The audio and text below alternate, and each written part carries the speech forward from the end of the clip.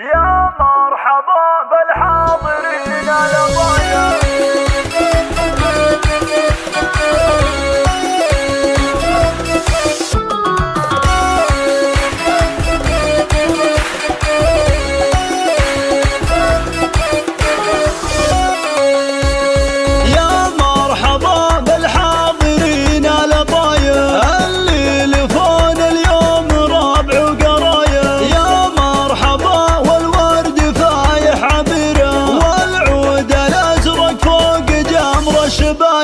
أبو منادي بالكرم والشهامة، راعي العلوم الطيبة والمواجب، وأم منادي طيبها اليوم زاخر، مداتها بالجود مثل السحايب، مداتها بالجود مثل السحايب.